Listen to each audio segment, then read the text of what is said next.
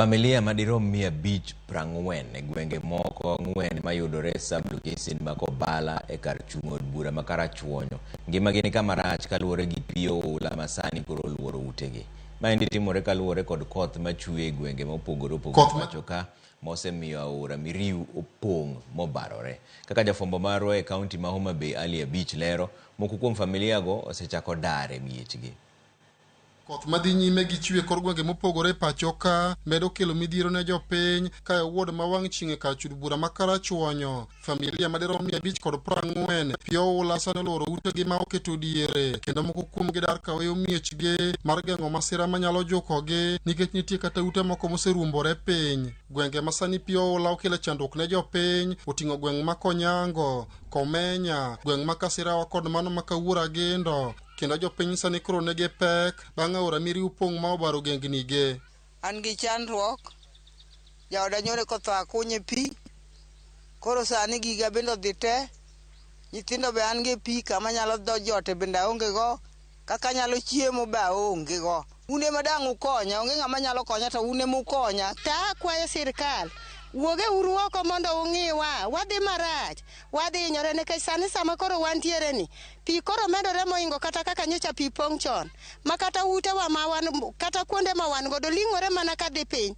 Gwenge 4 gosebedo kod pek e masira mar oula ma monjogi higa ka higa, kendo gisebedo ka gidar e miechgi ka sani giywak ni pi ma omonjogi opong' mokalo tong', ka bende gin kod luoro e wi monj mag repe ma sani koro olore e gwengego. Pigni ohinyowa kabisa, kendo raha odwa nego nyithinda dala. Sa 11:30 okinyi ma kawuono, repe 2. Kendo waseneno matek higni te. Higa mokalo cha dak e kanisa ka, higa 2 gi dweche 6. Kendo sani kane achaka songo matin kendo pi ochako donjo. Koro pi medo mana pong' kawuono medore molo kaka nyopong' nyoro. Ka bende gin kod luoro ni tuoche mikelo kod pige ma ochido nyalo monjogi poni migepe ma opogore mag piny owacho koresogi. Ka sirkal mamalo gima piny oriwore to gikonyo mondo ayud lasting solution, kech sani dhok obedo dhok nigi problem, gweno tho, jamni to gi dhano.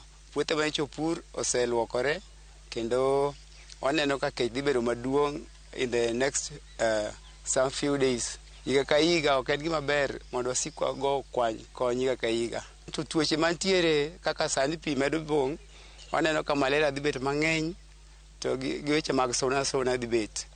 Jalup ruoth ma Kobala sublocation Jojo Buru wacho ni aora Miriu medo pong' kendo pi medo muomore ka donjo e miere, kane okwayo jopiny ma kono mondo dar odhi e skunde kod kanise manitie alworano mar konyo geng'o masira minyalo kel kod pi mapong' kendo muomore. Ka river Miriu pong' to river Miriu wuok oko to dhi e miere kaka Konyango, Komenya, Kawuora Gendo gi Kasirawa gi donjo ute families mobedo affected in families 540 households mobedo affected.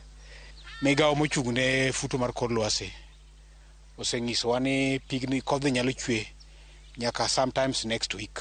Koro watemo wacho ne jowa modak e villages mwakwanogo wabed akicha kendo wadar wadhi e grounds mamalo. Wan gi skunde machiegni, primary school, wan gi Sodo secondary school, wan gi kanisni motiyo kodwa machiegni, PAG Church, wan gi Nyando SDA, wan gi Sodo Main SDA. Magi kuonde ma jowa nyalo yude konyruok ka ok warito ni mondo pi omedre.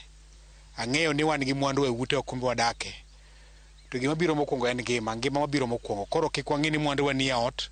Wakwawo migepe ma ochung' ne chenro machalo kama molo to sirkal mamalo, national government marwa, county government gi partners mopogore kaka Red Cross gi migepe mamoko mondo kamin mondo kony ochung' kodwa. Gwenge ma Kobala kaendi okeno wendo kalore kod wach masira mag oula mathoro daro ji higa ka higa. Sani endi miere buora pi oseluoro kendo keto diere ka jopiny masani koro odak e gwenge ma kamagi kwayo mondo odar kendo dhi kuonde go eko magi nyalo resore mondo kik gibed kod midhiero minyalo kel kod pi mapong' kendo muomore kalore kod koth madhi nyime kod chwe kod gwenge ma pachoka. Ali Abich, Ramogi TV.